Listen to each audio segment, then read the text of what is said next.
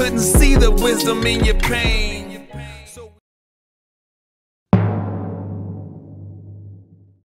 Blessing after blessing. What's up, y'all? It is King Ruler of Heal PTHD. And we are here today still discussing misunderstood manhood. But today we have the X factor cracking. Right? We have the X factor cracking. And I have my ex-fiancé, which is, again, a conversation in itself. The fact that we are able to still have this conversation, because most people don't keep in contact with their exes. They chop and keep it pushing. Yes. Right? That's probably going to be a whole nother show. But at the end of the day, I'm very grateful that we have been able to keep in contact and still communicate, discuss things. Even our relationships at times that we're dealing with or have dealt with. Yep. It's been really healing for me too at the same time. But today I wanted to talk to you about, again, misunderstood manhood, which definitely sparked the song that I wrote. And I, again, am glad that you are open to that song when you heard it. But I want to talk today about a few things when it comes to manhood.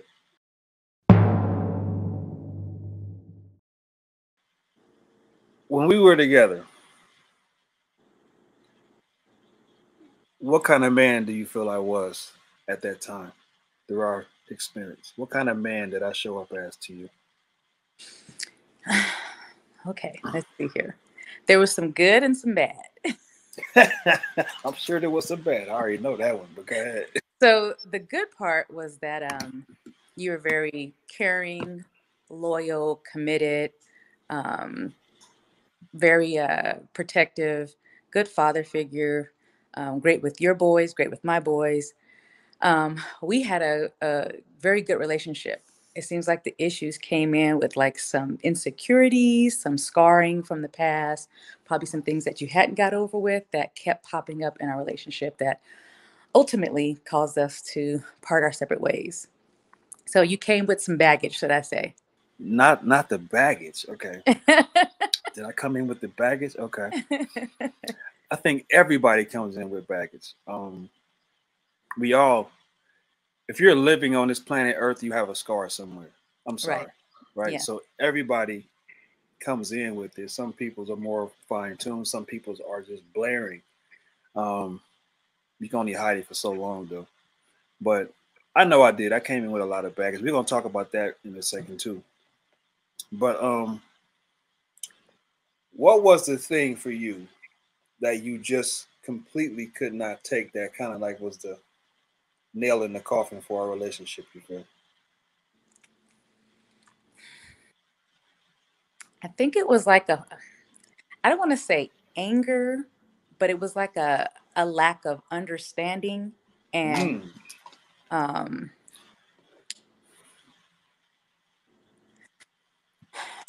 it just seemed like we were on two different pages at sometimes. Like you felt one way, you were sticking to your guns, like this is how it is, and I was on another, like no, this is how it is, and sometimes we just couldn't get those to join up. Yeah,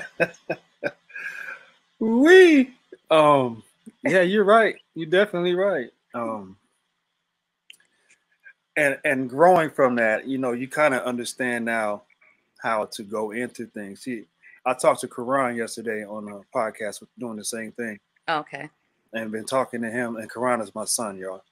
And I've been showing him, trying to teach him some of that himself before he go through the same things. But without knowing your purpose and not knowing what you're doing, love is cute. But without a purpose, it's particularly for a man, love is useless. Because all he's going to do is ruin it.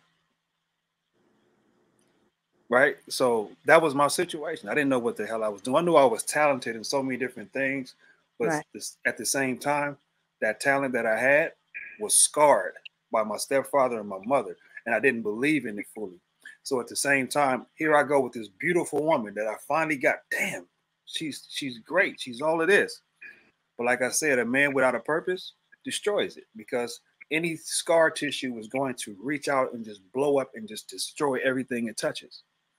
So, And you did come, you are and always have been very talented, and I've always told you that.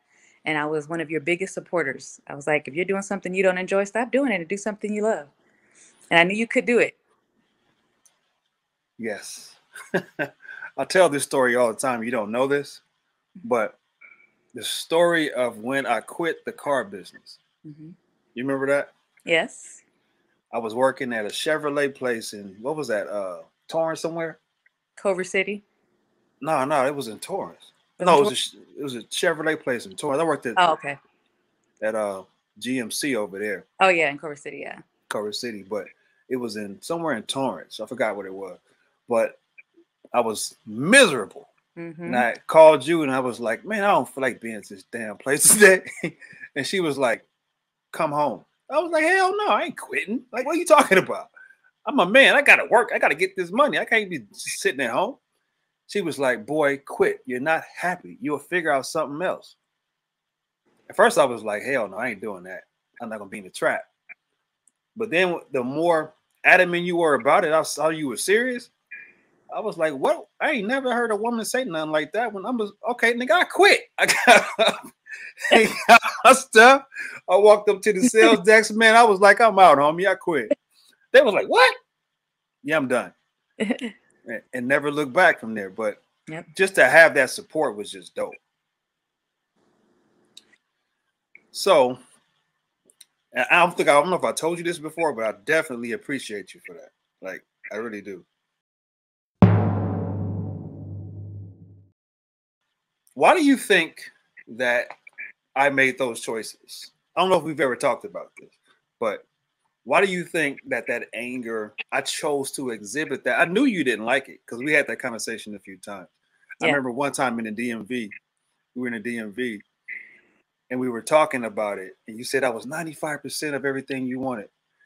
And I was like, damn, you willing to potentially walk away from 95% for 5%? I couldn't understand the lopsidedness of that judgment, right? Yep. So I was like, so what is it that's so deep about that? But I don't know if you've ever dug into the concept of why I would choose that 5%, or was I choosing that 5% over what you desire?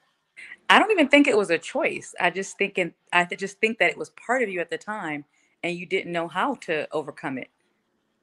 And just being who I was and what I grew up with, because I didn't have the best of childhoods and things that I dealt with, I just didn't have it in me to do it any longer. I was like, I can't do the arguing, the fighting, the anger. Like, I need my peace. It has to happen that way. I just can't live that way. And you were like, you couldn't understand that. Like, it's just 5%. But I'm like, it's the most important 5%. The most important 5%.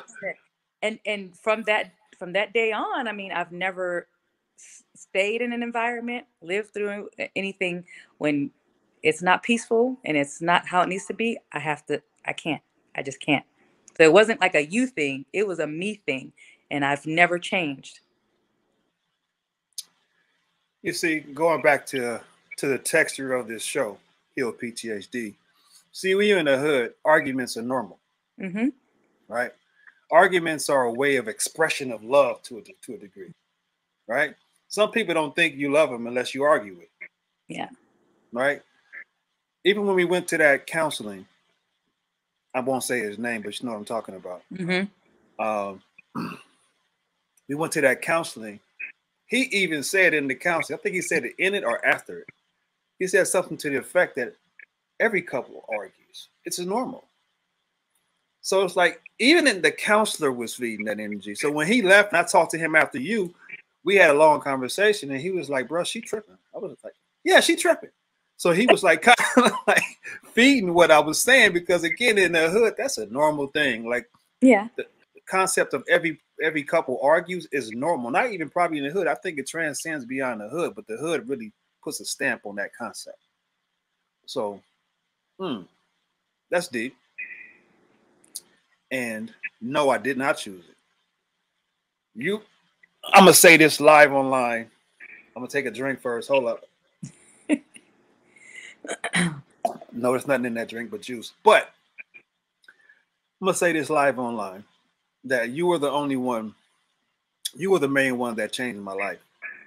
Before you, I didn't know what love was. I didn't have a clue of what love was. All I had was a concept in my head that I didn't know how to put on paper. Mm-hmm. I knew what I had with you was special to me, but I didn't know how to keep it. I didn't know what to do with it. Just like J.L. Felony says, I can give it to you, but what you gonna do with it? Like Yeah. I couldn't do nothing with it besides blow it up. And as I saw it decline, I was trying to pull it back and save it, but it was no hope for it because it was. I can see your mind shifting. Yeah. I can see how you responded to me became way different.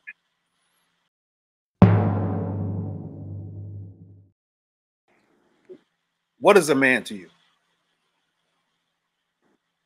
What is a man to me? Well, unlike you and many men out here, I did have a wonderful, loving father. Still do. Love him to death. It's going to be 80 this weekend. So I kind of gauge what a man is to me in a reflection of my father. So my father's very patient, very calm, very loving, loyal. I mean, just he's there no matter what. So a man to me is someone that I can see those qualities in. Because that's the first man I ever knew. And he put the bar pretty high. I know that. Him and Gordon. Yep. Him and Gordon. Yep. With a close third, your cousin Kevin. Yep. Okay. All right. That's but trust me, I didn't know that definition technically because I never had, like you said, I never had it. Yeah. So I never seen it. Like I can tell you stories I don't think I've ever told you that will give you more clarity as to why I didn't know what that was, but we ain't got time for that one today.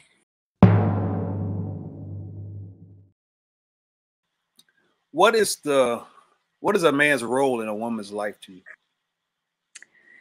I think the biggest role, and I think I've learned this over time, I can only answer for me. So I'm going to answer for me. To be, like they say, your better half, your support system. Like when the whole world is going to shit, and I'm sorry if I can say that on here. It's going to Go hell. ahead. It's PTHD. Go ahead. Okay. Go ahead. Going to hell. And, you got to find comfort and support in that other person.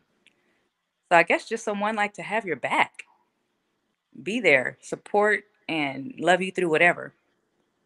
Through whatever. Through whatever. Okay. Okay. I definitely didn't know what the hell that was. I did to a degree though. It was certain things, but if it didn't make sense to me, I was like, nah, I'm cool. Like I was very shrewd and very like, nah, I ain't doing that. Yeah. I mean, and other women might say something different, but to me, I don't need someone. It's nice to have someone that can, be financially, supportive and things like that. But I mean, I can get a job and make money too. I mean, I need stuff that money can't buy. And that's why I always loved you. You know that? Like, tell your husband, no shade, homie, no shade, homie. But that's why I always loved you because you were the one that was simple. Like you didn't need a lot. You didn't have to have all this accessory stuff. You were very simple. And that's what I like. I don't like none of that stuff. I'm not the one to be with you because you got Gucci bags. You got to have your batten eyelashes taped to your damn eyelids. Like I don't need all of that. Okay. I'm a simple person. I like simple beauty. Yeah. And as long as that matches the inside, let's go. Yep. Right.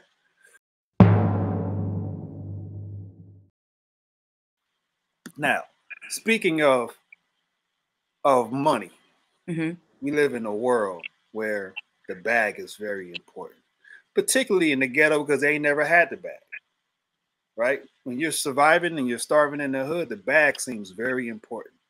If you starving and you ain't ate a meal, the first thing that gets on your plate, like Eddie Murphy said, a saltine cracker. Like you get a saltine cracker, you're gonna think it was a steak, right? Or a veggie steak, right? I'm vegan. So, but at the end of the day, most men believe that they're nothing without a bag. That's because that's what society wants them to believe. They don't know their importance and their value without that, because that's what you hear. That's what you hear in songs, and you see it on TV and all the films and billboards and everything else. Yeah. So to you, what is a man without the bag then? What is he? What do you see bring to the table? Like those things you spoke about, stuff that money can't buy. Yeah, that's what it is. You know, you're that's all the things that I would need, is all the things that money can't buy. The emotional support, the being there no matter what, you know. I mean, I lost my oldest son. Can you be there to understand that? That's something money can't buy, you know. Um, Someone that you can communicate with, that can feel safe sharing his deepest and darkest secrets with you, and you doing the same. Hmm. Yeah, that's kind of hard for us. And you see, but that takes understanding from y'all. Yeah. Because, like we said, I said it in a previous interview with this lady. See, nobody asks us these questions. Like, I'm talking about men. Like, Yeah. nobody asks us these questions. I've never been asked in my life, why are you so angry? I just got judged. Right. Oh, I don't want to deal with that. Oh, he's just always angry. But nobody ever sits down and says, why? Mm-hmm. Do you just want to be angry, or is there a reason? Nobody's ever said that. So for us, we don't have safe spaces to be able to verbalize how we feel. If you grew up in the hood, again, based on the theme of this show, Heal PTHD, if you grew up in the hood as a man, showing that was never allowed. Right. So now we're in a relationship with someone we truly love, like I did with you, and you don't know how to reveal that, but they want you to. Yeah. They're not asking you this, but they want you to automatically, through osmosis, just let that out when you came from a jungle Right. that didn't allow that. Mm-hmm. There's no understanding for us when it comes to that. So again, we have to know our purpose as men before we enter that, because if we do, those things will probably be eradicated before we got into it. But at 20 some years old, 20 to 35, you pretty much, especially a man, there's so many things you're trying to do in this time period that it's tough to figure that part out, let alone take on a woman. There's a thing that in African spirituality, they say a man should never apply for a position that he's not prepared or capable of filling, meaning that you should never apply for a relationship, let alone a marriage, if you're not ready to actually fulfill that place in that void, in that situation for that person. Right. Right. I didn't know that then. I learned that a couple of years ago. But now that I know that, that's how I move it, particularly, period. Now, if I can't do that, I'm not doing it. Yeah. And if she doesn't fit, we ain't doing it. Right. Period.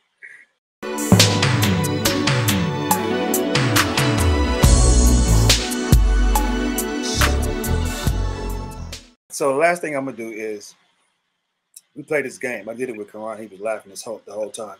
But it's called How Deep Is Your Hood? Okay. All right. So I'm gonna ask you a couple of questions, and it's like in a versus battle type of deal. You let me know which one you select over the two options, and we'll see how deep your hood runs. Or are you a hood refugee? Let's see.